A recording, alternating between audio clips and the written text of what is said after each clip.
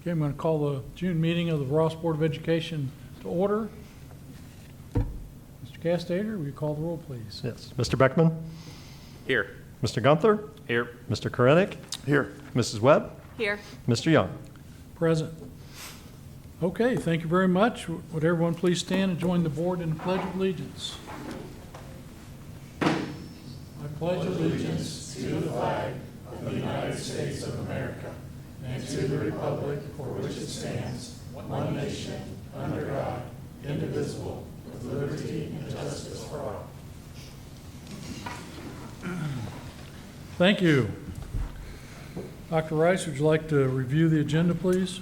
Thank you, Mr. Young. Yes, we have a jam-packed agenda tonight. We have two presentations after our Butler Tech report, one from two members of the FCCLA that will talk us through their successes so far and what they've qualified for coming up. We'll have a presentation from our high school principal, Mr. Brian Martin, on the Latin system. Several items for board discussion this evening, including 3 pieces of policy. We'll then move into legislative reports, opportunity for public comments. On number 11, superintendent reports and recommendation, a large section for personnel, as it's always that time of year. That includes resignations, retirements, employment, supplemental stipends, summer custodial help, preschool summer evaluations, per diem rate, Title I summer school tutor rates. We also have item B, SRO agreement with Ross Local School District and the Ross Township PD. We have update to the school calendars, which I'll talk through when we get there. In lieu of transportation, overnight field trip, letter E, and then I'll turn it over to Mr. Castaner, who has even a bigger section. Yeah, this is like the Super Bowl for treasurers, the June meeting here. So a number of items tonight, primarily those that are kind of buttoning up our fiscal year 26 and getting us off the ground for FY 27, which starts July 1st. We also have a number of items to approve purchases and services for next school year as well, including a food service management contract, a resolution for services with the Butler County ESC, which we do annually, liability insurance renewal, a pretty large roof project that we're going to be completing at Ross Middle School next year, and a handful of other items as well, but I'll talk through some of those specifically when we get to the approval section. Okay. Do we have a motion to approve the agenda? I'll make the motion. Do we have a second? I'll second. We have a motion and a second. Any discussion? Hearing none, we call the roll, please. Yes. Mr. Korenik? Yes. Mr. Gunther? Yes. Mr. Beckman? Yes. Mrs. Webb? Yes. Mr. Young? Yes. The agenda is approved. Let's move on to the approval of the minutes. The board members have copies of the minutes from our regular May meeting and also from a special meeting on June 4th. Do we have a motion to approve those minutes? I'll make the motion. Do we have a second? I'll second the motion. We have a motion and a second. Any discussion on the motion? Hearing none, call the roll, please. Mr. Gunther? Yes. Mr. Beckman? Yes. Mrs. Webb? Yes. Mr. Korenik? Yes. Mr. Young? Yes. The motion passes. Let's move on to our Butler Tech report. Mr. Kleinfelder? All right. You've got a packed agenda. I'll be brief. On June 23rd, Tuesday, we had a Butler Tech regular meeting. It started out with a reception in the School of the Arts building where they showcased some of the CTSO winners and placers throughout the state and then recognized them at the board meeting. There were 3 Ross girls, Mr. Strange and Miss Mann were represented there. I don't know the names of the students because I couldn't hear because the acoustics of where I was sitting. They got me in the corner over there. I couldn't hear it, and they did it very, very quickly. But next thing is legislative committee. They made their annual pilgrimage to Washington, D.C., where they took 3 board members and a handful of administrators. They did 14 visits with different legislative representatives from the state of Ohio. Senator Moreno and Senator Houston were in that list. They're up there showcasing Career Tech, Butler Tech, trying to highlight that, also begging for money and any support they can get for all the different projects they got going on. You know that Career Tech has a lot of federal money tied to its stuff. Nick Lindberg at Adult Ed, he worked with the federal government to get federal accreditation for adult ed. This gives them the ability to accept FAFSA, Pell grants, and some other grant funding for students that are taking classes at night through the adult ed program, whether it be EMT or heat and air or nursing, whatever. It gives some people that are maybe economically disadvantaged a little bit an opportunity to take advantage of some of those programs out there. It's a 6-year cycle. It included a financial and a curriculum audit so that they meet the federal standard, and hopefully that'll help a lot of people in the community. They are hosting a golf outing at Potter's on August 8th as a fundraiser, $125 a foursome. Shotguns start at 8 a.m. If you're interested, look at Butler Tech's website, and that'll be there. The AM Hub had 5 journalists, one from China, Thailand, Austria, Germany, and Canada, come visit, showcasing that facility and what they're doing with advanced manufacturing. And there's going to be some articles come out at some point. I'll share those if we get copies, but it was kind of interesting. They had one of the things that they were shocked about, the Chinese, is they were wearing hearing and eye protection. I guess in a lot of manufacturing programs over there, no hearing and eye protection. You know, they just 10 billion people will just get somebody else if you lose an eye, I guess. I don't know. They thought that was a funny thing. School of the Arts is going to send a contingent to the ACTE National Convention in New Orleans, and they're going to perform for the opening ceremony with a rock band and a dance group. For that, that's coming up in December, early part of December. And then probably the highlight of the meeting, it probably helped the local schools the most, was the memorandum of understanding for the transportation. They're going to take, Butler Tech's going to fund the shuttles for next year, school year, and then they're going to work on a permanent plan. I don't know whether it'll be to everybody's satisfaction or not, but hopefully they can come up with some solution for that or keep it going the way they're doing it this year. And so that's my Butler Tech report. Okay. Anyone have any questions? How many different campuses does Butler Tech have now that they have to shuttle from when everybody They arrives? have the airport at Middletown. They have the Natural Science Center in Monroe. They have some students in the daytime at the Adult Ed building. They have PSEC, but I don't think they have any regular students there during the day. They have the Fairfield campus, and then they have the Bioscience Center out off of 75. So the problem is, if you're coming from Talawanda, and let's say you're coming from Collinsville, you ride all the way into Talawanda, and then ride from Talawanda to Butler Tech, and then from Butler Tech all the way to Bioscience, you could be on a school bus for an hour, 45 minutes in the morning before your day even gets started. And the coordination of all those routes is probably a nightmare for transportation directors. And every time they add one, you don't think about, well, heck, now it's a whole nother, it's a whole nother level of. The more campuses they get, we're still talking about the same amount of students. So now you have 1 student here, 2 students there. So then you have the smaller, this really affects us, the smaller districts, because now you're pulling a bus off of a route, because by law we have to get them there. So you're pulling a bus off of a route, and employ a driver off of a route, paying them their full salary to take potentially 1 kid. They thought it was going to take 18 shuttle buses to make all the distributions and pickups, is what the early estimate, what they said at the last board meeting. I don't know if that's accurate or not. That seemed like a lot to me, but You're saying 18 for Butler Tech. right. Okay. To get them from Butler Tech Not to. each district. No, Yeah, not okay, each yeah, district, no. The conversation began because we, as partner districts, wanted to get our kids to DRL and use that as like a hub. And then we asked for some help. Let us get them to DRL, because that would be all of our students.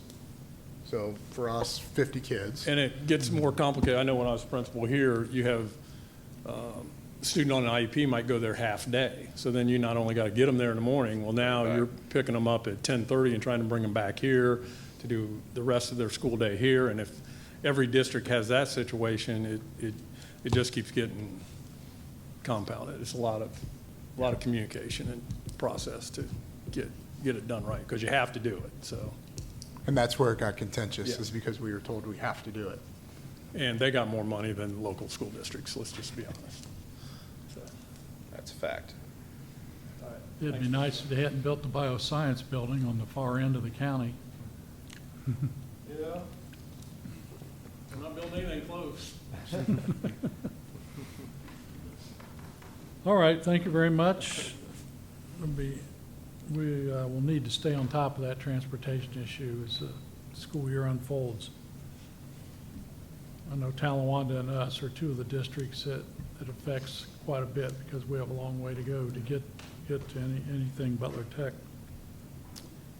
All right, Dr. Rice, would you like to introduce our presentations this evening? Certainly. Our first presentation is from two students that are members of the FCCLA, Madeline Rednauer and Nicholas Mueller. They're going to present their project that they've already presented and competed, and my understanding is have qualified for additional competitions. So I'm going to turn it over to them. Do we have to speak into this mic, or do you mind if I move it? I would like you to speak into it. That way, Okay, the that's fine. the Can I folks move that are it forward watching on then? YouTube, I got you. You can take it off the stand if you'll you be prefer. YouTube famous. I'm just gonna move it forward a little bit. Is that okay? I don't wanna scream into it. Does it still hear us fine? Back there, or is it too far? Is that too far away? A little bit closer? Yeah, we can move back a little bit. Does that work fine? Yeah. Okay, perfect. All right, I'll go ahead and start us. I'm Nicholas Mueller, and I'm the class of 2026. My name is Madeline Rednauer, and I'm an incoming senior. Okay, so the start of our project, we started with joining FCCLA. We knew we wanted to advocate for something. That was our project goal, was to advocate for some kind of issue, to kind of build up some kind of policy, but we just weren't sure what.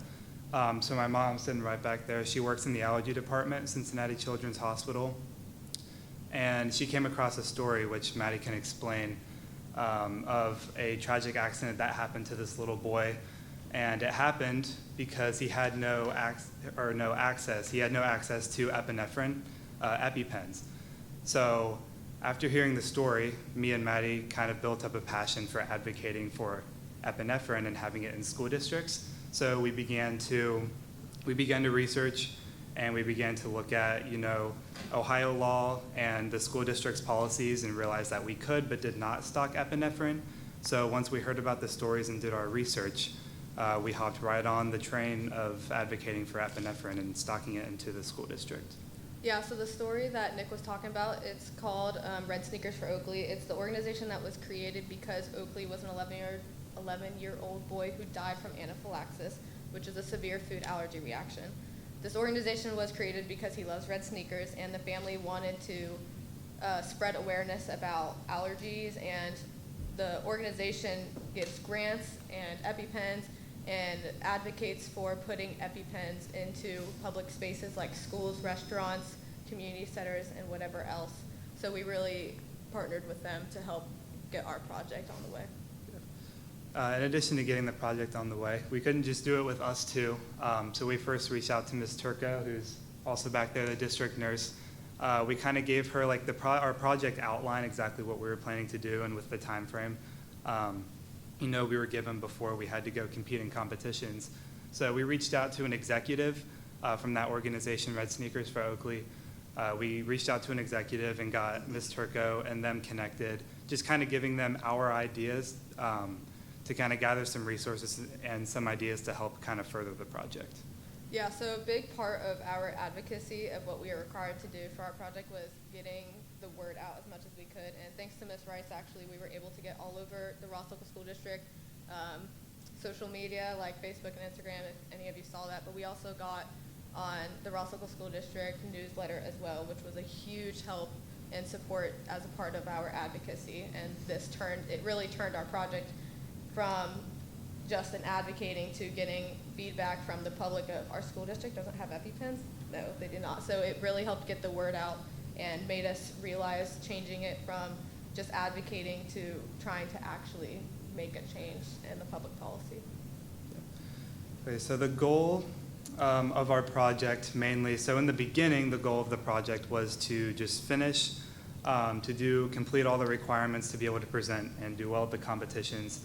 As we started to progress, further through the competitions and we began to see more progress, we began to see that we didn't only have to advocate, for stocking epinephrine in the school district, but it was something that we could actually get done. So as we started to move through the project and working with Ms. Turco and everyone else that was helping giving us resources, we realized kind of altered our goals a little bit and realized that maybe we don't just advocate, but we actually try to implement it, make a change into the district.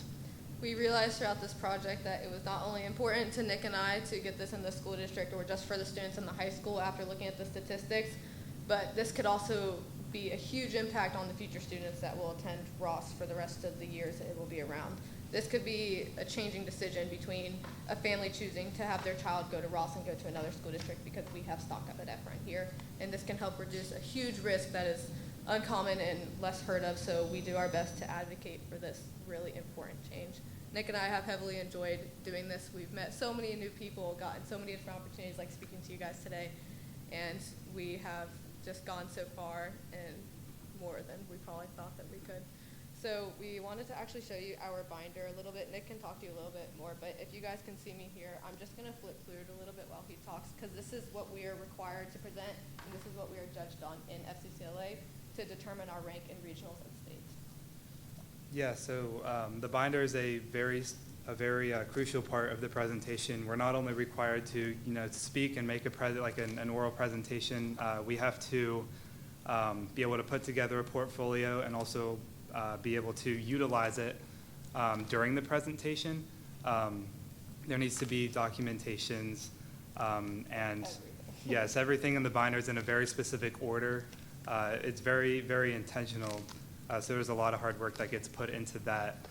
The other good thing about it, we realize that it's not only good and required for the state and regional national competitions, but it's useful for just organization. You can actually read through the entire thing, pretty much figure out exactly what we did without us having actually to explain it. So it's pretty useful from just an organization perspective, but it has everything from the media involvement to our results, and then it has our planning as well in the beginning. Yes, so we could not have done any of this project without our advisors, Mr. and Mrs. Rice, Mr. Martin, our families, and everyone who supported us along the way, especially Ms. Turco and Red Sneakers for Oakley. So I just wanted to thank you all for being here and giving us this opportunity. I also wanted to say thank you.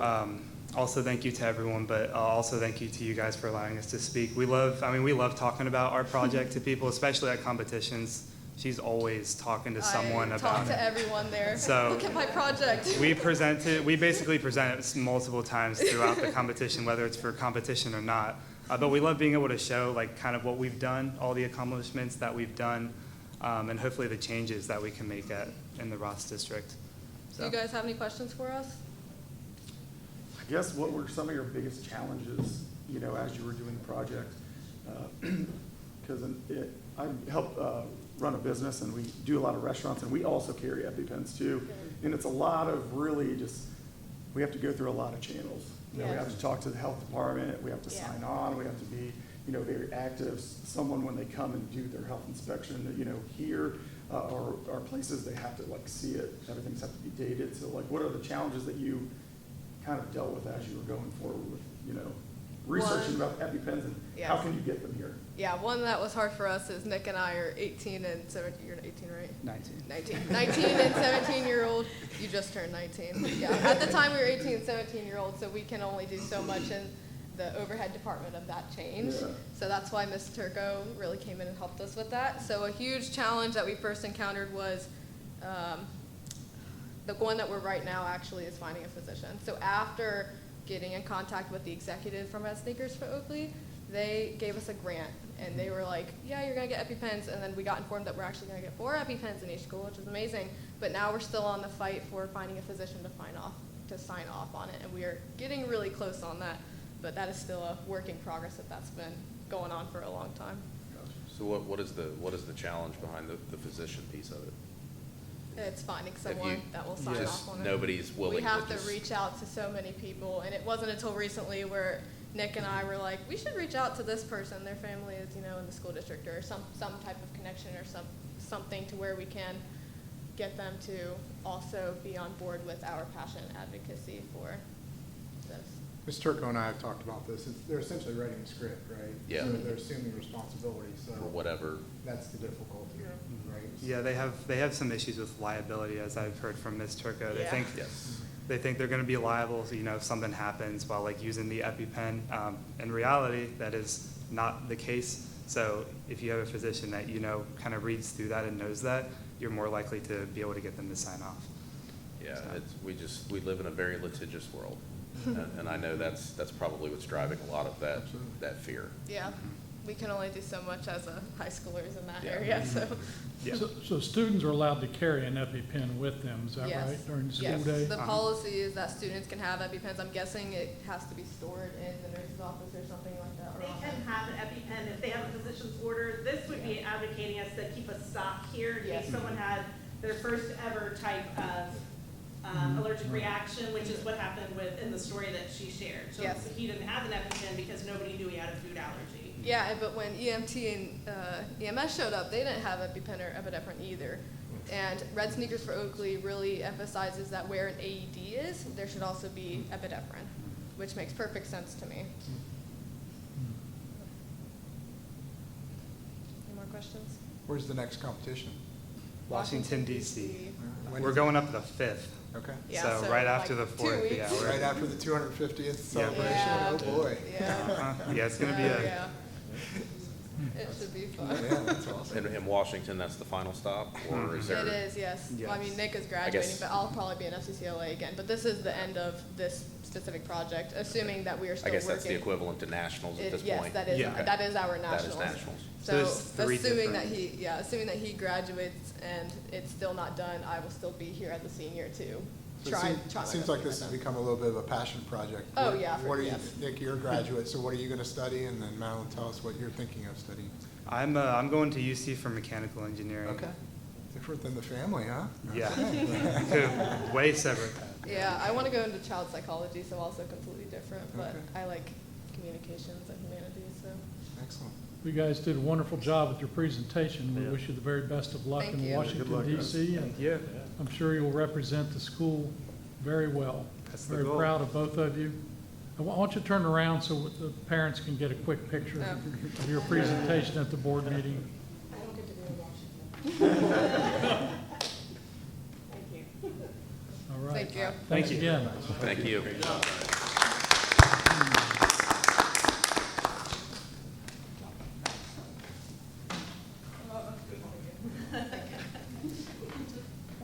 Thank you, guys. Thank you. Thank you.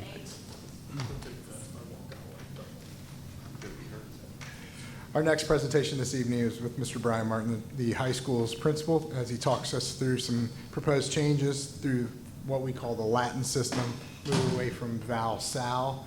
It is important to note this is not a board policy. This is more of an informational presentation, so you would be aware and have an opportunity to ask any questions in case community members have questions about this as well. Mr. Martin and I have talked about a communication plan for the school district that we would implement as well. Turn it over to Mr. Martin. So the board would end up needing to pass this. This is not, there nowhere in board policy is there anything about class rank. Where it would be approved by a board is in student handbooks. It talks about it in handbooks, but Yeah. there is no board policy when it comes Okay. to class rank. All right, thank you. Thank you all for giving me an opportunity to present this evening. I think you all have access to the presentation as well, Yes. I believe, but I'm going to be going through it. Got about a dozen slides here that we will be walking through. And please, if you have any questions as we go, don't hesitate to just shout them out. So this is actually a conversation that began about 7 years ago when Mrs. Doblinger, who is currently the curriculum director, was the assistant principal here at the high school. We started having conversations around valedictorian, salutatorian, and looking at some alternatives, as there were a number of districts who were looking at alternatives as well. So about 7 years ago, we're talking about this. COVID hits. We're dealing with the madness of COVID. Then our levy situations hit. So this is one of those items that kind of got pushed to the back burner. And we've gotten to a point where we're ready to go ahead and institute some changes at this point. So why Question is why institute a change? This is something that has been a long-held tradition, not only at Ross, but in high schools across the country. Why consider a change at this point? As you know, our current model, we name a valedictorian and salutatorian each year. So that means that 2 students are receiving recognition unless there's a tie, which does happen on occasion. Then we would have possibly 3. I think one year we even had 4 students because of ties. But regardless, a small number of students who are impacted. The reality is that we have a number of students who are worthy of meaningful academic recognition. As Mr. Beckman and I were discussing before the meeting got started, we had 59 students this year graduate with a weighted GPA of 4.0 or higher. So that's approximately 1/3 of the class, as we had about 183 graduates this year. So a number of kids who excel academically here at Ross, as we know. So things that we've kind of observed over the years that led us to start considering this transition to the Latin system. Very small differences can separate students at the very top. We're talking about tenths of points, even thousands of points in some cases that separate our exceptional students at the top of the ranking scale or ranking system. As I mentioned, we have a number of students who demonstrate exceptional commitment and discipline, and to limit that recognition or those honors to only a couple students just doesn't seem fair. Increased stress for students and families. This is something that in conversations with students and families over the years, this is something that has become a reoccurring theme. We were meeting with students as part of our strategic planning process, just as an example a few weeks ago, and this was one of the things that came up was the displeasure that current students have with the current system, because it is stress-inducing. It incentivizes some behavior and some activities that maybe fall outside what we want to promote here at Ross, and becomes very cutthroat to be quite honest, as it incentivizes, like I said, some behavior that we don't necessarily want to promote. One of the big things that is weighed in this decision as well is that families and students are making decisions not based on what's best for them, not what's best for them based on their future plans, but what is going to give them the biggest bump in their GPA. So kids who are, for example, pursuing something in a certain field, instead of choosing classes that may best set them up for success in that field, they're choosing classes that are going to give them an additional weight that may benefit their GPA. Obviously, we want our kids choosing courses based on their interests, their strengths, their future goals, and not how it benefits their race to be valedictorian or salutatorian. One of the other factors that I'm going to mention that I don't have up there on the screen is the expansion of weighted courses over the years. And I'm going to go back a little ways, about 20 years. We used to have a system here at Ross called selective rank. And what that meant was there was a very specific basically menu of courses that kids had to take in order to be considered for valedictorian or salutatorian. And that worked fine until, as with many things, the state got involved. So as the PSEO program kind of morphed into College Credit Plus, the state began having more and more say, more and more of an opinion on what courses should be weighted. So one of the first things they did was mandate that any College Credit Plus course must be weighted, or receive the same weight as any advanced placement course or any other course that the school was weighting. So that basically took the bat out of our hands in terms of making local decisions about what courses would be weighted and what wouldn't. So that, of course, expanded the menu of weighted courses that students had access to and that families had access to. On top of that, that has expanded even further in that now the state is mandating that career tech courses, known as CTAG courses, also receive the same weight that advanced placement courses receive, CCP courses receive. So just as an example, our baking and pastry class here at Ross High School, which is a great class, is now weighted the same as our AP chemistry class, as an example. And once again, that's not our decision. That is a decision that has been mandated by the state. So you've seen, as we were discussing earlier, kind of this great inflation or this expansion of courses that are now weighted to the point where things have become diluted to a certain extent. And that's another reason that we are instituting this change. So, Can I ask a quick question? Absolutely. So those courses are required to be weighted, but there's nothing that states that Ross wouldn't have the ability to decide which courses would be called the select rank. In other words, the past system was set up where the district named the courses to be considered for the top class rankings. You had to take these courses, correct? mhm. So even though those career technical or the other courses might be weighted, they don't have to be put on that list of the courses you'd need to take.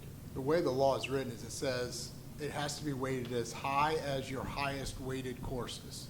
Yeah, So it has to be treated as equally to your highest weighted courses. So I would assume in that scenario, someone would challenge that to say, if that's considered your highest weighted, this should also be considered your highest weighted as well. And that was where we instantly went when College Credit Plus changed, because you also have to understand, College Credit Plus starts in 7th grade.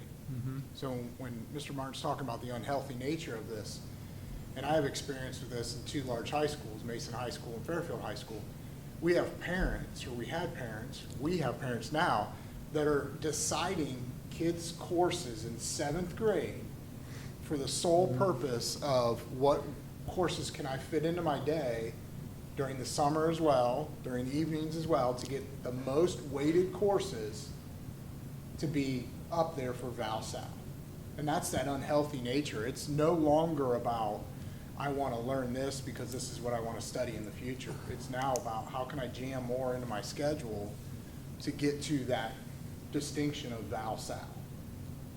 And just to piggyback on what Dr. Rice is saying, one of the unintended consequences of this, it is actually driving kids to take more courses off campus. So we cannot limit the number of courses that a student takes. Now, there is a cap of the equivalent of 30 hours that the district is responsible paying for, but as long as the family is willing to pay the overage of that 30 hours, they can take as many courses as they want. So what we've seen is families are essentially, and I don't want to say this in a disparaging way at all, but families are essentially buying an advantage by paying for these additional College Credit Plus courses. They're taking off campus through, whatever provider they choose to go through. So that's just simply the way that the system is set up. So it's actually, like I said, incentivizing families to go off campus, and obviously that is not something that we want. We want our kids to be taking, Ross High School classes taught by our instructors, because we're confident that they're getting the best level of education if they do that. So the change that we're implementing actually isn't as dramatic as what a lot of schools have gone to. So a lot of schools have eliminated rank altogether. In fact, a recent survey by NASSP, which is the National Association of Secondary School Principals, approximately half of America's high schools have eliminated rank altogether. We're not doing that. That is we are not going that far in this change. We are simply shifting our recognition at the very top from recognizing just a valedictorian or salutatorian to we're going to what is known as the Latin system. So there will be 3 levels of recognition. The highest level will be based, all of these will be based on an unweighted GPA. So the highest will be a 3.9 to a 4.0, so that will be summa cum laude. The next tier will be magna cum laude, a 3.75 to 3.89. And then the third tier will be cum laude, and that will be a 3.5 to a 3.74. So the Latin system will be based on an unweighted GPA. However, we will still maintain both weighted and non-weighted rank. Those will both still appear on the student's transcript. So once again, we're not going to the step that some schools have gone to where they've eliminated it altogether. We are just simply kind of restructuring how we are recognizing our top students. So I know that's probably likely to be a concern if there is any from parents. Hey, you're not ranking anymore. No, that's not true. We are still going to rank students. It's still going to appear on their transcript. We're just kind of shifting how we recognize those kids at the very top. So if you put the put the competition piece aside, which is, again, to your point, a little bit unhealthy, what are potential employers and potential colleges looking for when it comes to, you know, and I don't want to use the word rank, but where did you rank? Like, what is that? What are most of those looking for? Yeah, so here's what colleges care about. Colleges care about your transcript. So when they're evaluating a transcript, they're going to look at the kid's transcript and they're going to look at the courses that they took. They're going to look at their GPA. They're going to look at the rigor of their courses. They're going to look at their grades in their college prep. In any college prep classes that they took, and then they're going to look at something known as our school profile. Our school profile is something that we put together every single year that basically outlines our academic offerings and provides kind of a snapshot to colleges and universities of who we are, who Ross High School is, depending on our program. Colleges don't care about valedictorian or salutatorian, and in fact, most of them, there was a survey from the National Association of College Admissions Counselors. This is from 2023. 72% of colleges give rank limited or no importance. So the rank, if you think about what rank is just a comparison of a student versus their peers. So it is it's relative to the student body that they're graduating from. So a kid going to Ohio State who's ranked, you know, whatever place at Ross, that may mean something here at Ross, but to Ohio State, that's not necessarily relevant to what they're going to do when they reach that university. That's why colleges are examining the transcript to see what kind of courses did this kid take.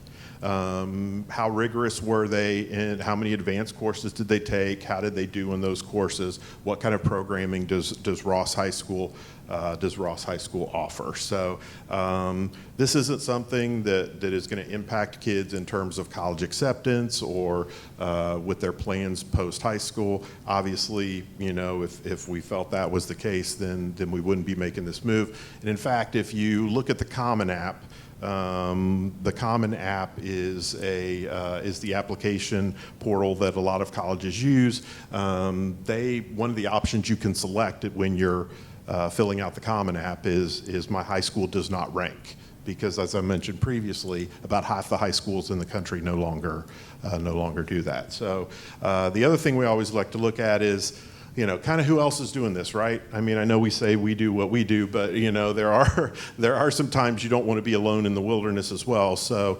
you know, we look at what other schools are doing.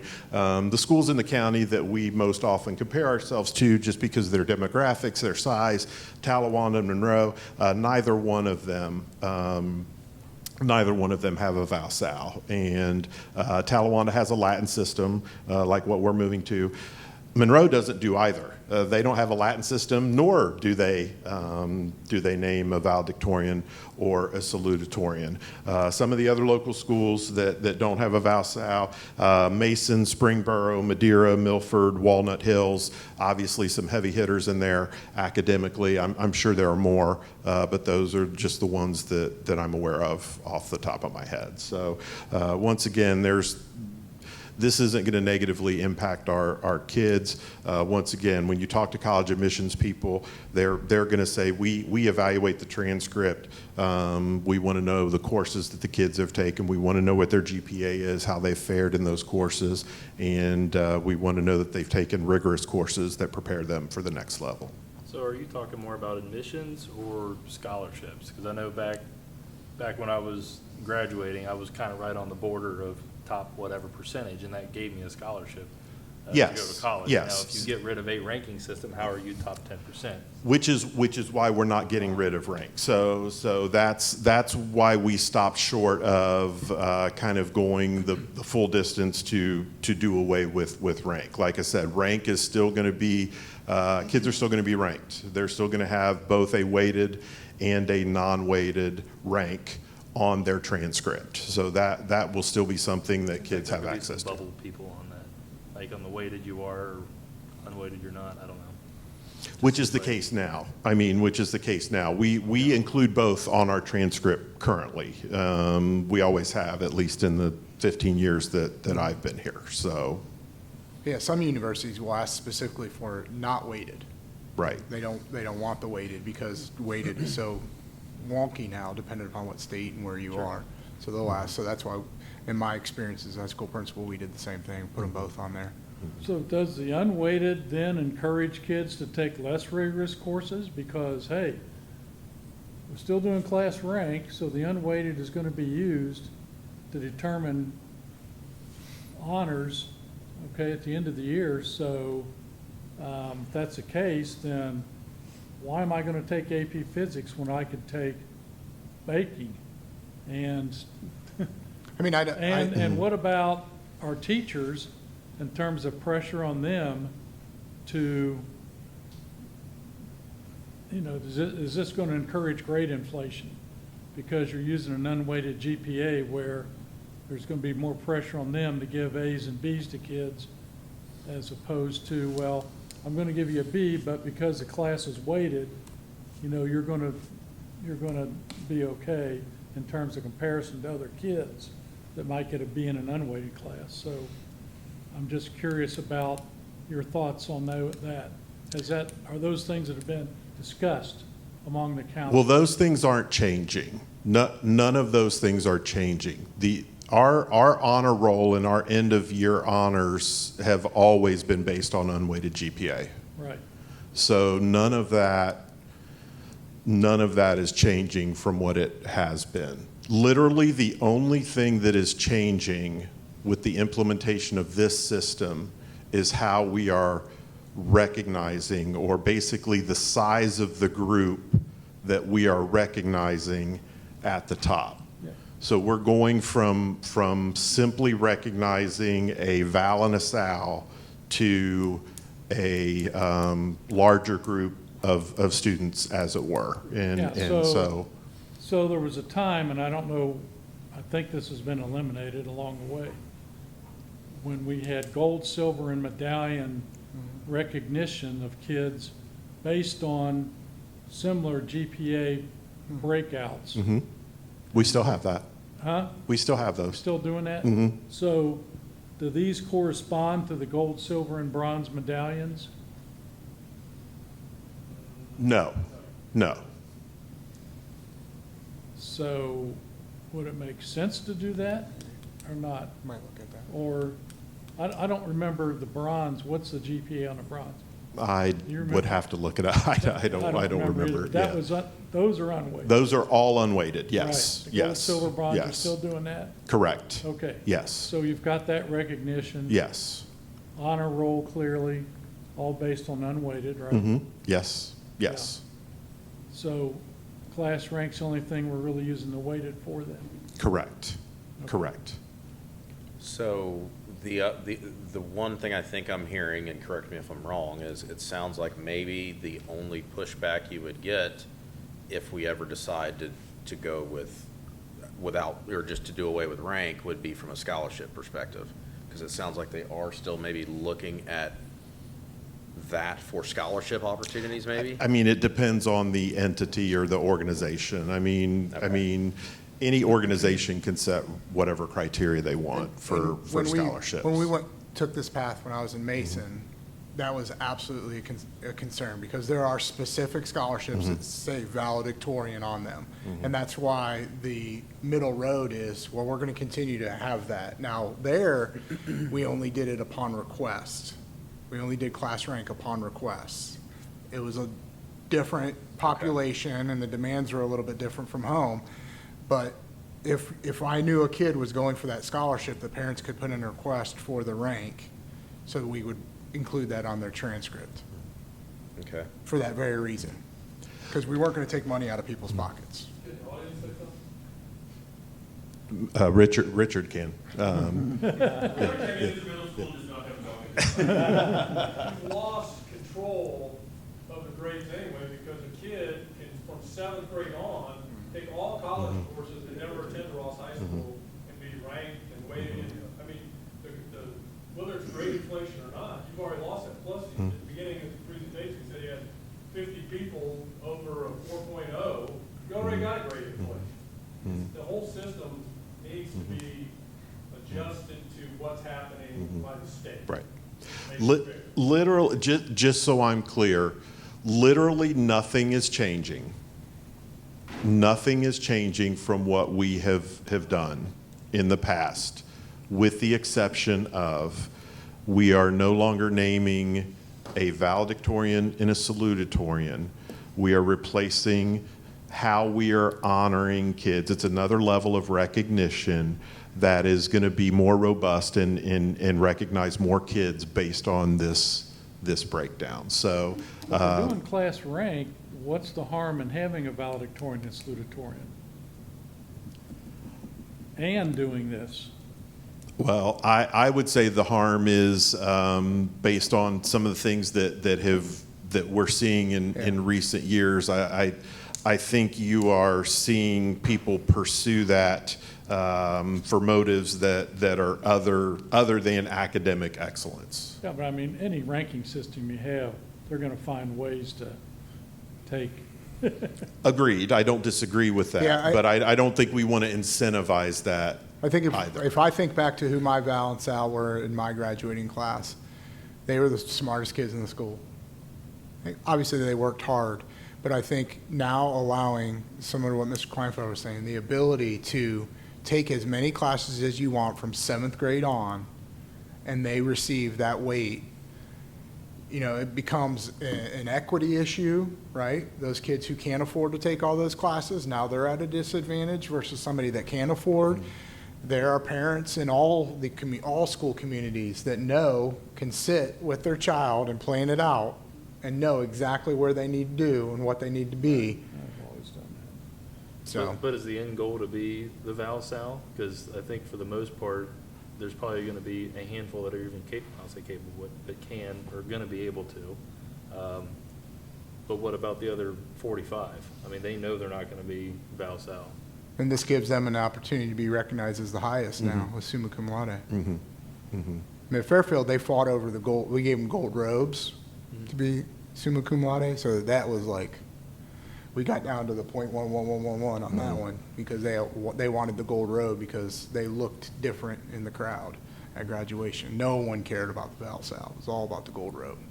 But it's an interesting concept, because one of the things I struggle with younger employees is, especially when you hire a group of them that are all graduating at the same time, everything's a competition.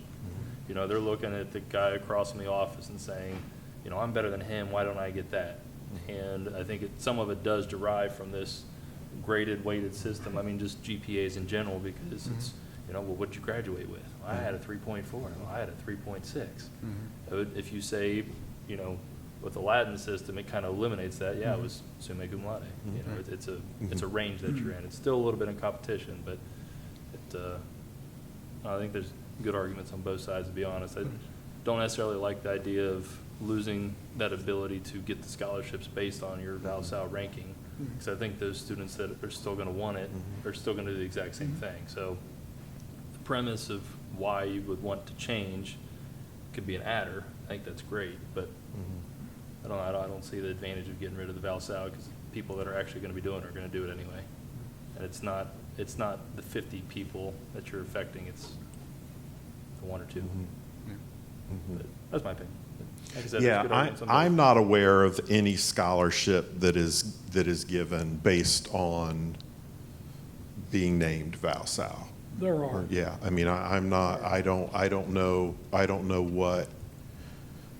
what schools, I would like to know what schools are giving, because and once again, no disrespect to, the Val-Sal at Ross High School is different than the Val-Sal at, I don't want to name a school, but, I mean, the Val-Sal at certain schools is different, so I think it would be, if I'm Ohio State, I'm not blanket awarding, a scholarship to just any Val-Sal. Well, they care a lot. I think they care a lot about your work ethic, really, is Right. what that speaks to, the Val-Sals. This kid's got the drive and determination to do what they want. I would say one thing, it might be wise to investigate into looking to have the gold, silver, and bronze match up with those three designations. Because otherwise, you're going to have a lot of different types of systems happening. So that might be something to look into and think about, I would think.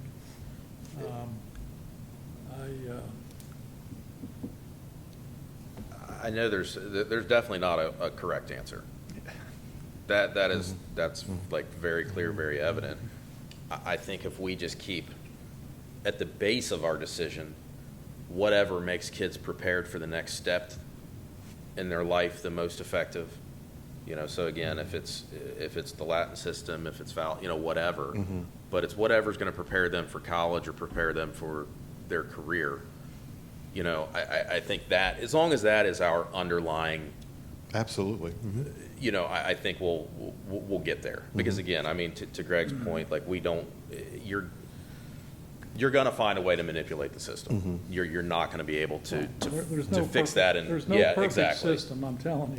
Absolutely. And I think that's why going back to, if you think about a Val-Sal, you're chasing a spot, right? You're chasing a spot. Yeah. Now, under a Latin system, you're chasing a threshold. You're chasing a threshold. You're chasing a level of achievement that theoretically every single kid who walks in the door of Ross High School can achieve. By reducing it to Val-Sal, you're chasing one spot. Yeah, but 59 kids aren't shooting for Val-Sal. No. They're not. True. What about the top 10? So we've got pictures of the top 10 hanging up in the main hallway. The district each year puts out on the social media the top 10 kids. Are we still going to have a top 10? I mean, kids we've not based decided on that. what? Unranked or ranked? Yeah, that's always I been. mean, unweighted or weighted? That's always been based on weighted. That has always been based on weighted. Yeah, so what's going to happen to that?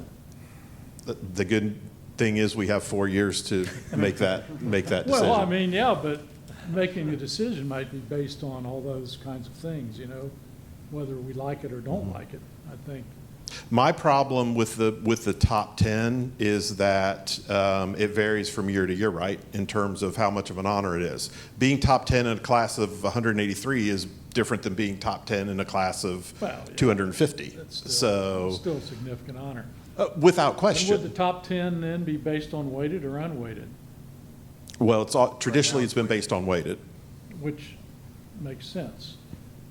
I mean, I'm sorry, but I've been, I kind of went through this whole unweighted thing, and, when you've got a kid who has not taken rigorous coursework, and that kid is, up there and, in the higher in the class rank, and then you have a kid who takes the rigorous coursework yet, isn't that straight A student, but they've got dug in there and they've done it.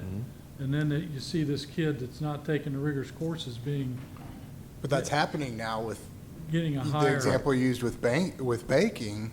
I mean, that, again, great class, but that's not a rigorous class. We're way Yeah, that's already We're happening. way past the honors and AP being the standard Yeah. for weighted credit. I mean, that's where it was just 10 years ago.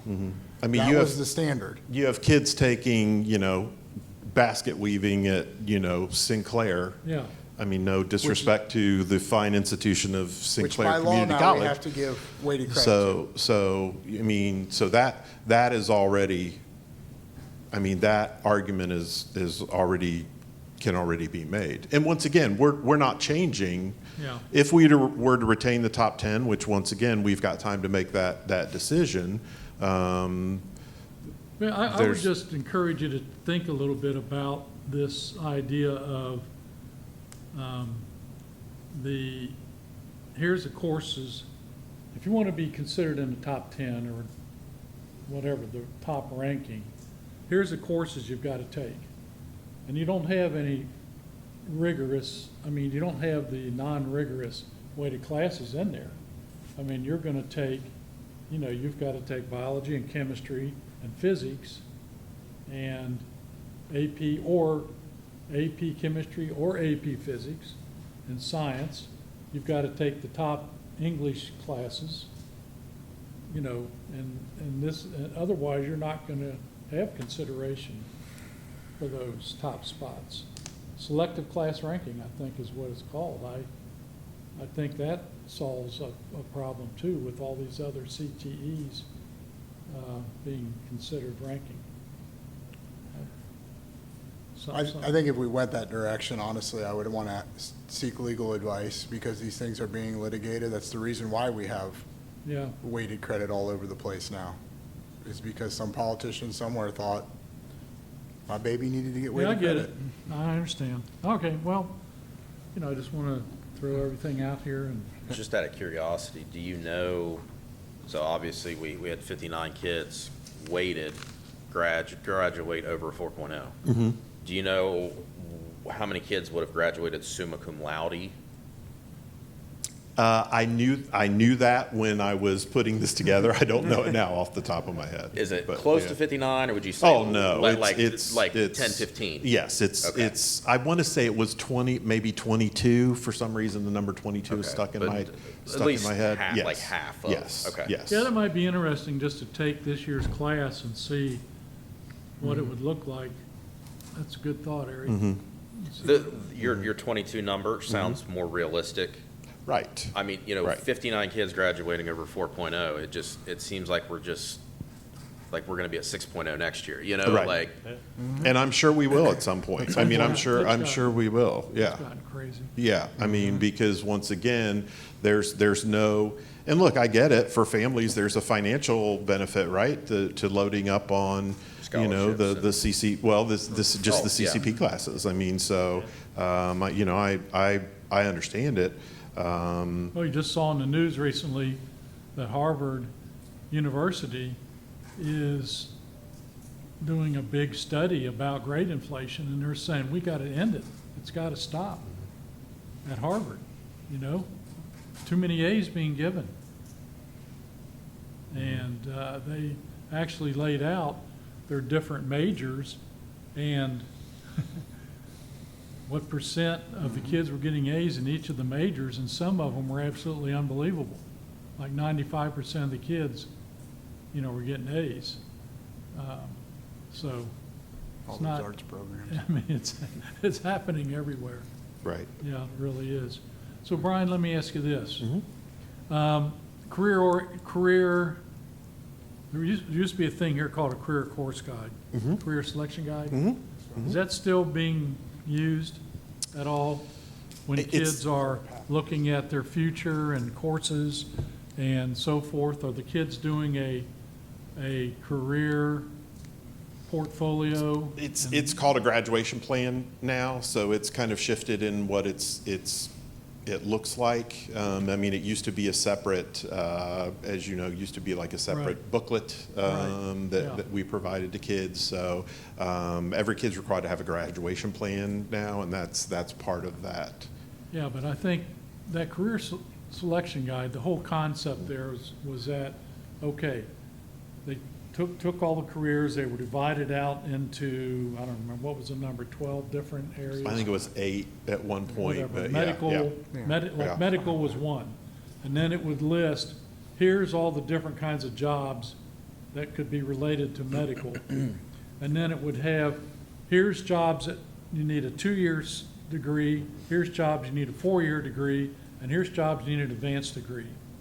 And then it would list, here's the recommended courses for kids in each of those different levels. So you probably had that I did. when you came through. Yep. So that might be something that if we could get that back as in place and get the counselors working with kids on that, it might help them get focused more on, here's an area that I'm interested in, and here's the courses I should be taking for that area.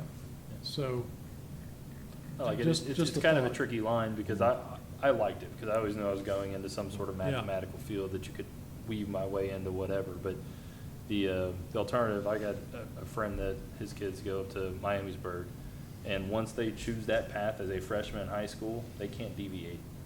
So there's definitely there should be a line of some sort, like if you're gonna go a couple years like, nah, I don't wanna do medical, I wanna hop over into engineering. They're recommended courses, but they almost have to do it from a standpoint of, to even be in those classes at the higher age, you have to stay in it and get in it. Now, we're not them.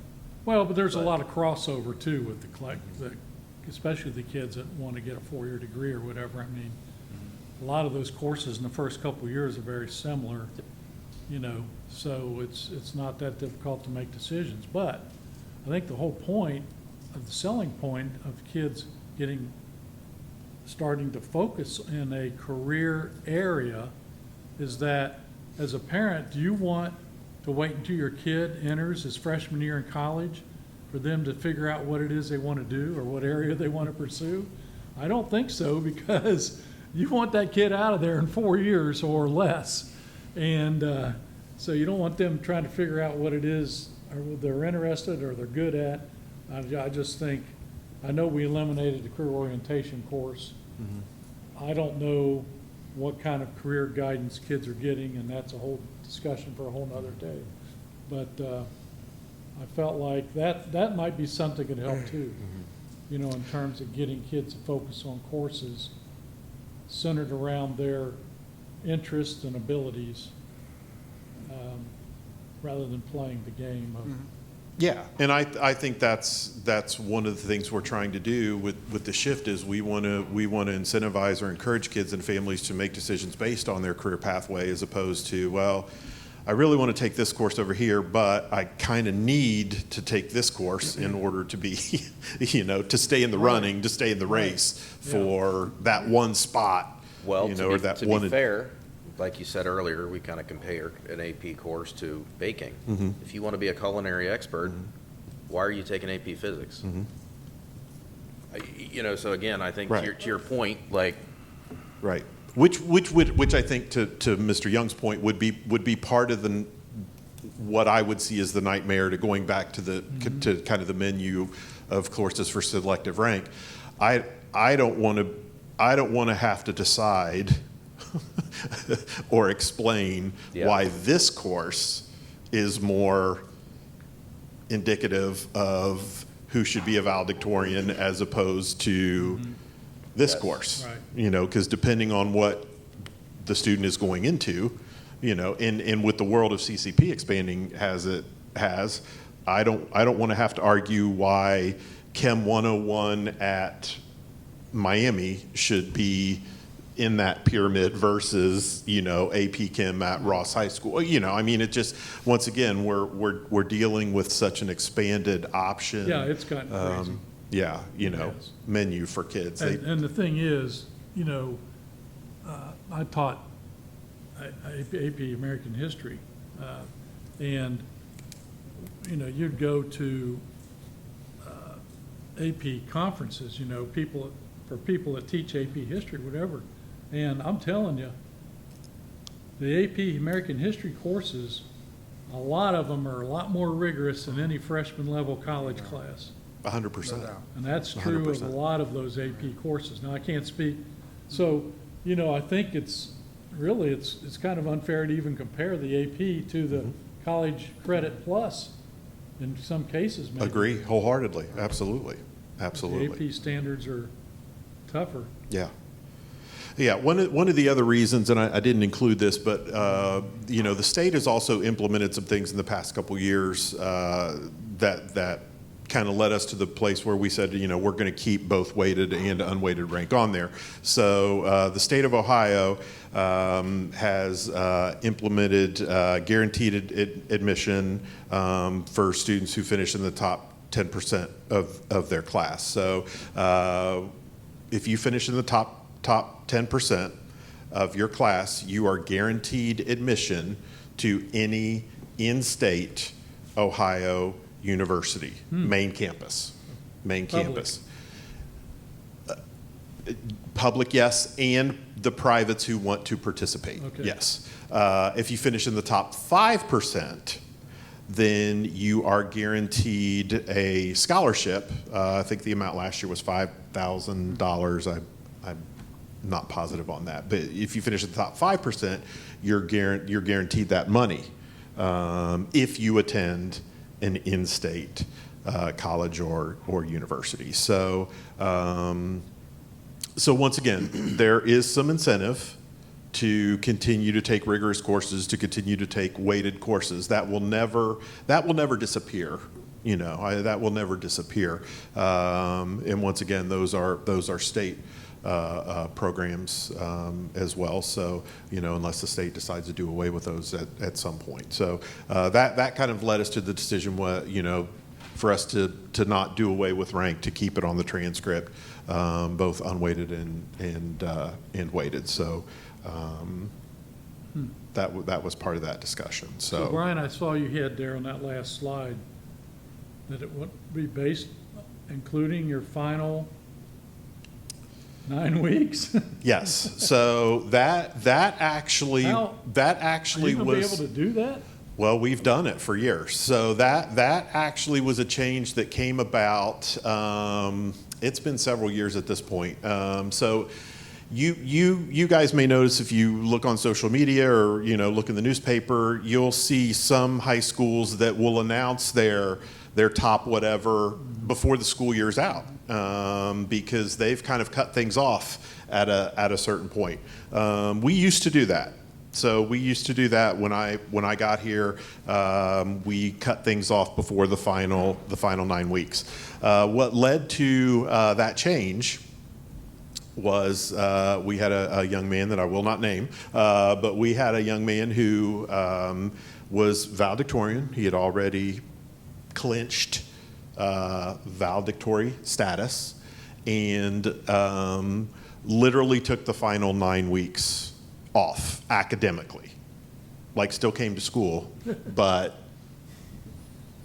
didn't do anything the last 9 weeks. So that prompted us to re-examine that policy, and yeah, we go to the finish line now. Now it's very stressful for our counselors and, you know, our teachers of seniors, and you know, but yeah, we go all the way to the finish line here at Ross. So that's one of the things that kind of sets us apart from what some other schools do. I guess with the two positions, the Val-Sal, how close is that competition every year? It just depends on the Like you year. were saying about having 59 people that aren't going to go to that, how close is that? Those two front runners. Yeah, I mean, Is it there always really. like a clear It really just depends on the year. I mean, some years it will come down to final grades. I mean, we won't know until final grades are in.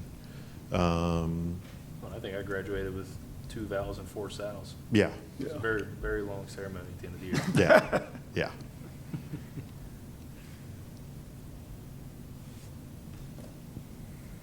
So yeah, just to kind of sum up, we've talked about a lot of different scenarios here.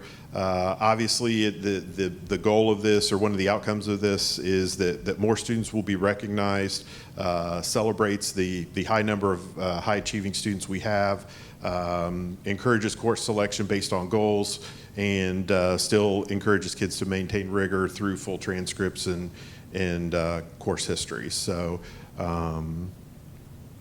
Once again, we feel like it's going to be, I think it's going to be super well received by our kids. Like I said, this is something that we've heard for years, that they hate the system, they hate the gaming of the system, they hate that, one or two or three individuals, kind of benefit by the slimmest of margins, and, based on, based on opportunities that maybe every student or family doesn't have access to.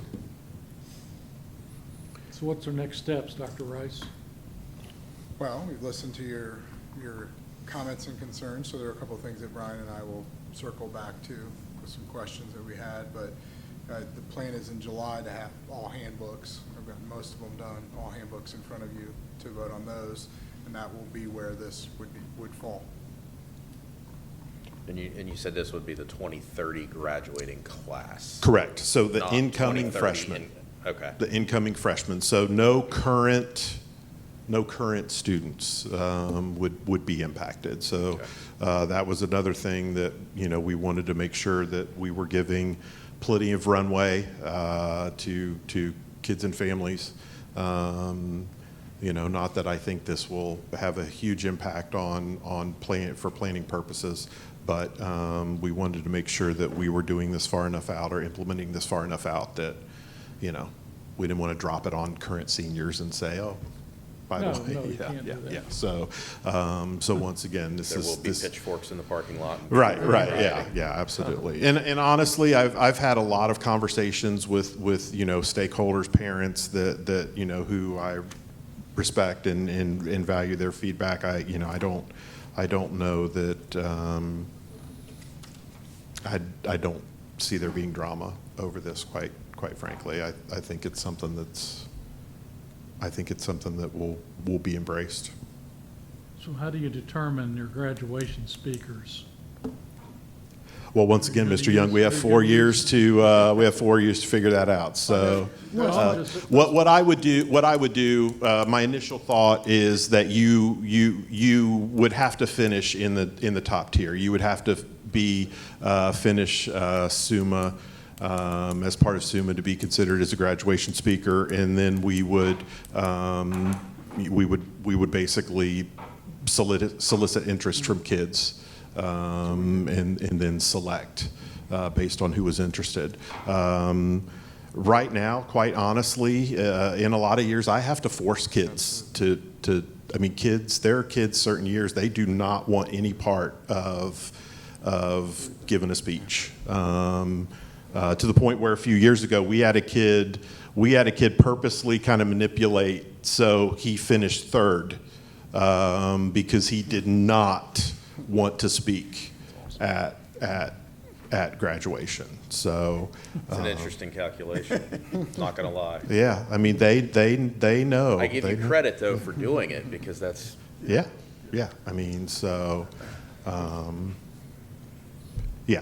And that's just my initial thought. Once again, that could change. I know different schools do it different ways. Some schools, they'll have kids nominated, and I don't know that I would want to open it up to everyone. I think it does need to be earned to a certain degree. So I would want it to be a kid who is in that top tier. But So you want us to make a decision by the next school board meeting? That's what you're saying? I'm not asking you to make any decision. I'm simply informing you that Well, this. this is a gray area because this is not board policy. So this is Right. just a part of the student handbook.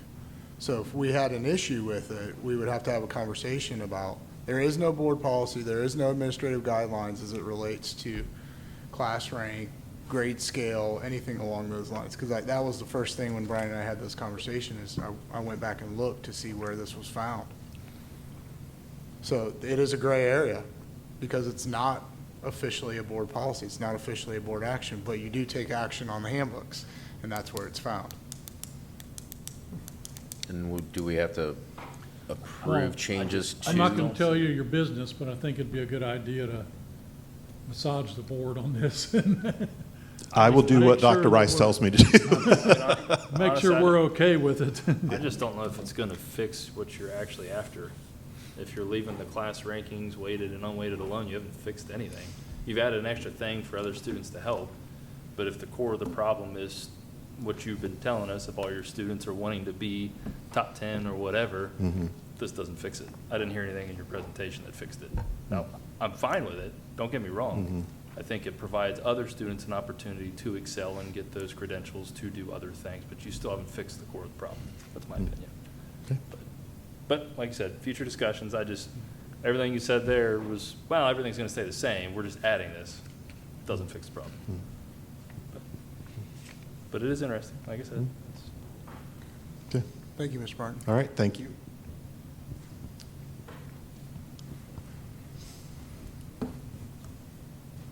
All right, Dr. Rice? Yep, next section, items for board discussion. We have under letter A, policy. There are three pieces of policy, kind of low-hanging fruit on this one. ODE has released what they call the AI model policy. So if you think back, we had a policy that we implemented, it was probably about a year ago, EDEC. Well, now ODE has made their model policy. So this is matching up what OSBA's policy was for AI with ODE's or ODEW's policy is on the AI. So it's no real big changes. They talk about some age requirements and things like that for AI, but nothing earth-shattering there. Any questions over EDEC? EFD is a new policy.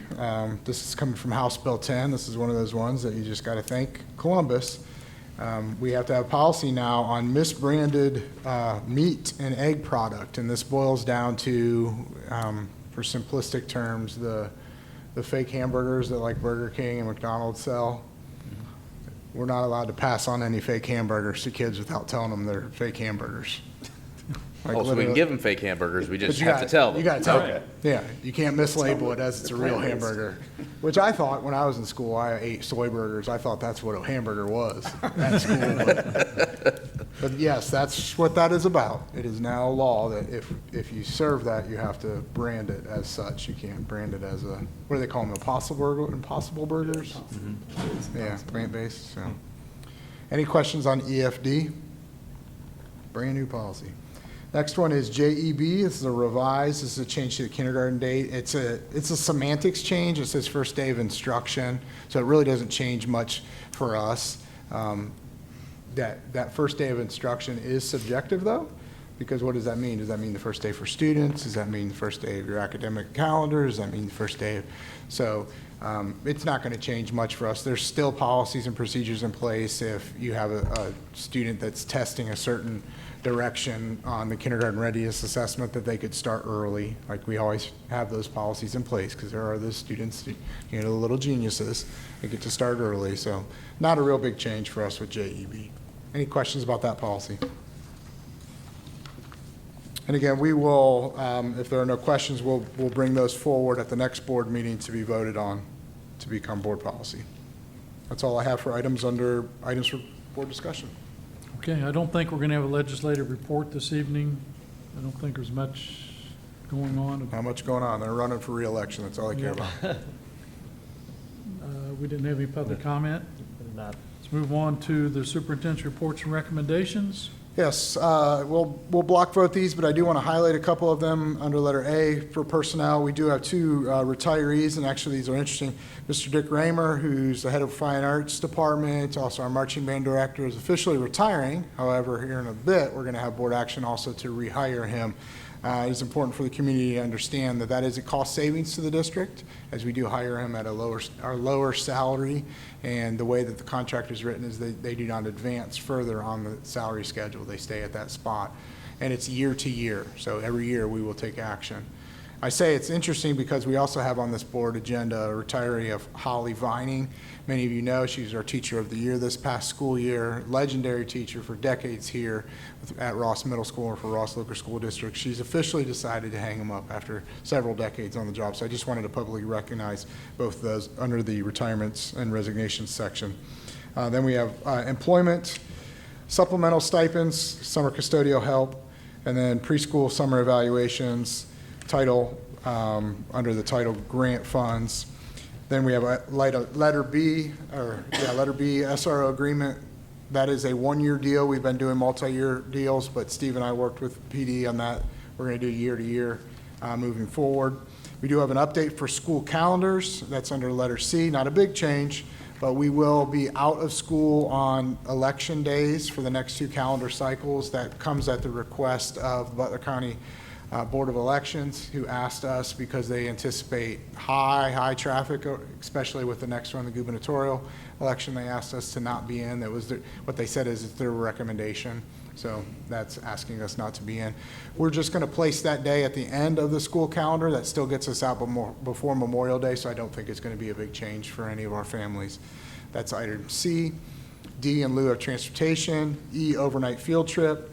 And that concludes all the items I have under superintendent's reports and recommendations. Okay, we're going to block all this together, correct? Please. Do you anticipate a bunch of kids or families taking off that Monday prior to make a 4-day weekend? They do.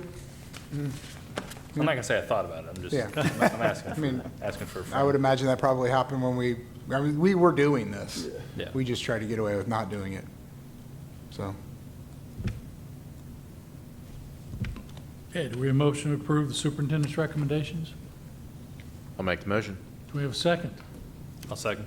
We have a motion and a second. Any discussion on the motion? Hearing none, will you call the roll, please, Mr. Castater? Mr. Krennick, Yes. Mr. Gunther, Yes. Mr. Beckman, Yes. Mrs. Webb, Yes. Mr. Young. Yes. The motion passes. Moving on to the treasurer's reports Yep, and recommendations. A number of items tonight, letters A through O. We will block all those together for one vote. I'll go through and briefly discuss the items that are on here. So letters A, B, and C are just our standard monthly reports, and then a couple donations to approve. Letter D, resolution for services with the ESC. That's our master service contract. We contract a number of staff through the Butler County ESC every year, nurses, school psychologists, occupational therapists, things of that nature. So that is our master service contract for next school year. The 26 through 29 food service management contract, as you know, we last year contracted with the Southwest Ohio EPC to do the management side of our food service program. That went extremely well. They did a great job for us. So we're going to move on with a 3-year agreement to continue that relationship with them. We do get a bit of a discount on the annual contracting price by doing 3 years as opposed to 1. and it is a cost savings of not having a director of food services as Correct. well. Yep. Resolution for legal counsel. One of our attorneys that we've worked with quite a bit over the past several years, Pam Leist, has left Innocent Britain and joined a new firm. So we are wanting to have the option to continue to work with her. So this resolution just allows us to consult with her as necessary. We normally approve the district law firms at the organizational meeting in January, but because this was a mid-year change, we'll approve Gingo Bear is the name of the firm that she's going to be working for. So that'll give us the option to continue to work with her. So we're not limited to just one firm that we have to choose from. Our letter G is our liability insurance renewal. That's our annual renewal of our liability policy through the Southwest Ohio EPC as well. RMS roof proposal, we're doing a large-scale repair of a section of RMS on the roof this school year. Much needed. There's a lot of leaks that are happening in the building. This is done through the Equalis Purchasing Cooperative, and is being paid for using PI funds. This is not coming from our general fund. So we have that budgeted in our PI plan, and we'll move forward with that. Same thing with our Chromebook purchase. We're purchasing 2 grade levels of Chromebooks a year at this point. We're caught up, so to speak, and in a normal rotation of purchasing 2 cycles a year. So this is the purchase for the next school year. Facility use agreement, that is just that's a use agreement with our booster club for the turf field. As we've talked about over a number of years, the booster club actually owns the loan for the turf. So this just formalizes that agreement and allows us to use the turf and also be able to rent it to outside groups, which we're currently doing. Letter K is a new fund approval, an 010 fund. We're entering into the energy loan project through Vista Consulting that we've talked about for a couple of years now. Now that that's formally been approved and moving forward, we do have to establish a new fund to house those dollars that we'll be getting from the loans. We have to account for those in a separate fund than our normal general fund or PI. So by creating this fund, we will receipt the money in there and then process all of the expenses from that fund as well. And then the last 4 items are our normal end of the year close out of fiscal 26 processes, some fund-to-fund transfers there. We tend to close out old funds that we're not going to need anymore, transfer money around to make sure everything lines up and is even. And then our fiscal 26 final appropriations and resolution, that is just our final budget. Those are the final amounts of money that we spent across our funds in fiscal 26. And then letter N, fiscal 27, temporary appropriation. So that's kind of our first look at next year's budget. It gets us off the ground. We send that to the County Budget Commission, and that allows us to appropriate funds for our normal business purposes for the next year. And then our amended certificate is just the final look at how much money we had at the beginning of the year, where our money came in, from what sources like property taxes, income tax, fees, things like that, and then where we ended the year after we actually collected all that money. And I will make motion or make note of the fact that as we end fiscal 26, our cash balance is going to be above $10 million. Which is the first time in the last decade that the district has carried a cash balance above $10 million. So we are in a good financial position. I know there's a lot of unknowns moving forward over the next several years with a new state budget next year, with a new governor being elected, but we are in a solid state financially right now, which is a very good thing for us, and have a long runway to hopefully be able to deal with anything that could happen through the state budget process over the next couple of years. So that will be reflected in July's meeting with the final ending cash balance when we reconcile the month at the end of June. But that is a pretty significant turnaround from where we were several years ago and the issues that we dealt with. Okay, it's quite a list. So the roof, let me ask you just a quick question. Sure. Well, let's do this. Do we have a motion to approve the? I approve the motion. Second? A second. My motion is second. Any discussion? Question on the raw RMS roof proposal. You said permanent improvement fund. Yes. There's a separate fund that was created, right, for building maintenance. Is it the 040 or what? There is an 034 fund. 034, yeah. That is through the OFCC that is primarily designated for the high school as part of the bond building project at the high school. Yeah, well, the 034 can be used for any of the buildings, can it? It's not limited just to high school, is it? It can. The 034 there's a limited scope of things that you're able to Right. do with it. So we Yes, would have there to is. we typically get approval for those items from the state. If it's a questionable, if we need advice one way or the other, whether or not we can actually do it. But we've got this will be coming from PI. We have other plans for those $034 as well. Okay. Some of the controls and things like that we've done at the high school in the past year, we've used 034 funds for So that. we've got, do you have any idea offhand what the balance are in those funds? In PI, Yeah. yeah, PI, we're carrying over a little over $1 million to next year, which is good. We're bringing in about 1.7 a year, but we're carrying over $1 million balance in our PI fund to start the year. And 034 is a little over $500,000 in there as well. So we're in pretty good shape in both Yeah. cases. Yep, definitely. Just curious. Yep. All right. Go ahead and call the roll, please. Mr. Gunther? Yes. Mr. Beckman? Yes. Mrs. Webb? Yes. Mr. Korenik? Yes. Mr. Young? Yes. All right. Do we have any board committee reports this evening? Nothing from facilities. Finance did not meet Yeah, as well. we did Okay. Let's go around the table here and see if board members have any comments to make before we adjourn. Mr. Kornick? Well, I think we had a good meeting. I mean, definitely, learned a lot about, where we're going direction-wise with, the Latin honors, where that goes. I'm interested in that. And also, too, really loved the presentation today about the EpiPens. That's a world that I have to deal with, too. So, learning more about that, and just seeing two students just take that hold and just do that, it was a great meeting today. Yeah. A lot of the same. I do wish my best to Mrs. Finding. I think everybody in this room's met her. Everybody knows her, had her for a teacher. Phenomenal person, phenomenal teacher. So just wish her the best. Other than that, I was really impressed with that presentation. I could tell they were very passionate about it because of a lot of the presentations I've been able to view over the last few years. They were not nervous at all.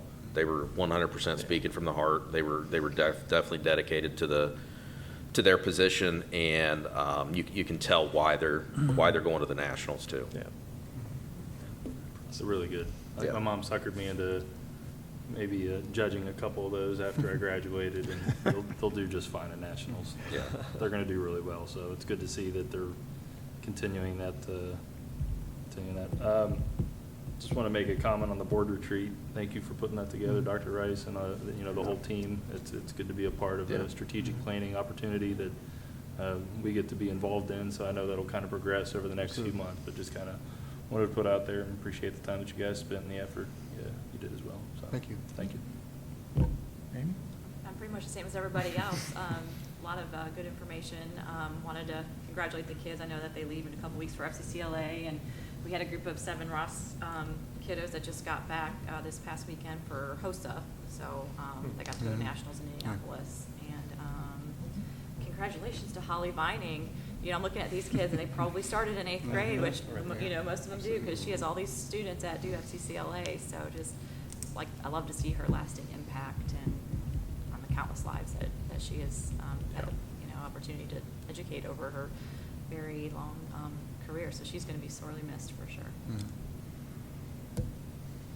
I saw that we were advertising for a robotics parent to I think we've got help with the robotics program.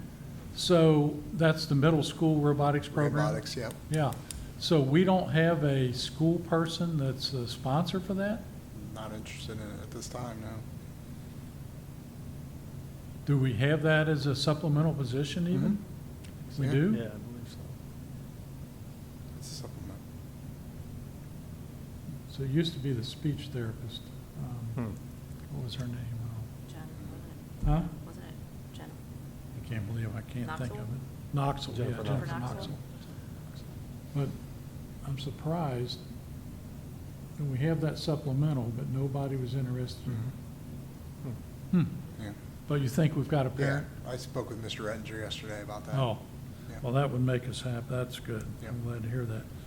A couple good newspaper articles in the past week. First of all, Dr. Rice, with his picture, Yeah. had an article Enough of that about already. Ross Schools announced outreach to residents, others to build new strategic plan. And he had a chance to talk briefly about getting the community involved, which is good. People have reached out too, which is really good. Good, So A they lot of read it and positive reached feedback. out. yeah. And then Steve was quoted here on Ross School finances better, but challenges loom. So thank you for articulating carefully things that are happening in the district. I think it's important to get out as much as we can, as often as we can. The final thing is, one of our main functions as a board is to evaluate the superintendent and treasurer, and it's that time of year into which we need to do that.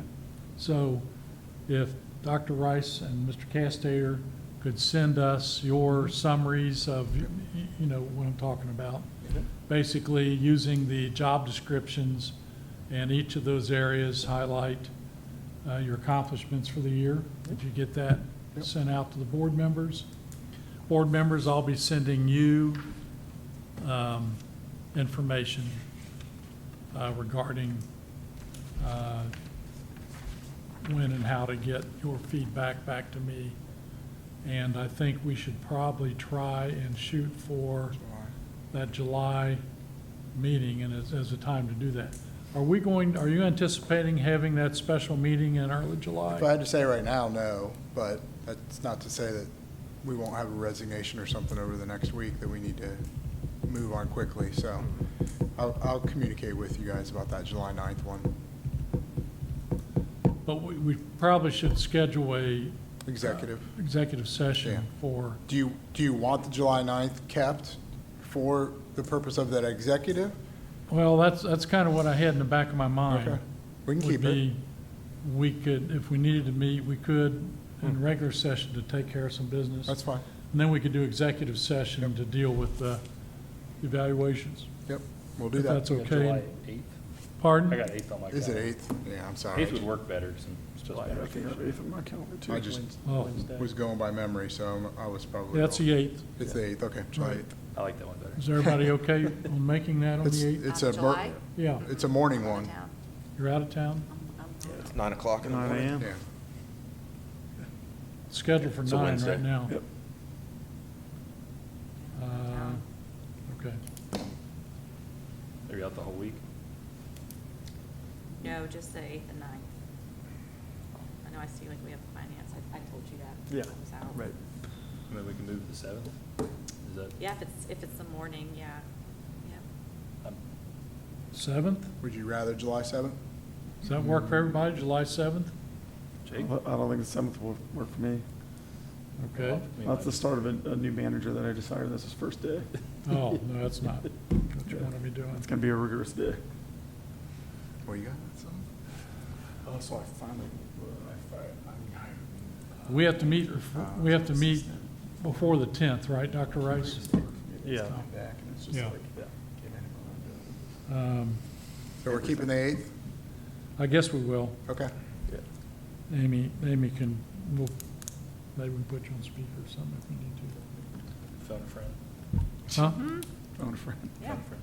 So we'll stay with the 8th. Okay. We have to meet before July 10th, that's the issue, Yeah, because right. that's the drop dead, or, I shouldn't say it that way. It's the deadline, it's the deadline for Or you can't get rid of us. That's releasing all. people. All right. I think that's it. Thank you, everybody, for being here. It's a good meeting. Call roll. We need a motion to adjourn? Yep. I'll make the motion to adjourn. I'll second it. We have a motion and a second. Any discussion? Hearing none, call the roll, please. Yes. Mr. Beckman, Yes. Mrs. Webb, Yes. Mr. Korinik, Yes. Mr. Gunther, Yes. Mr. Young. Yes. Meeting's adjourned.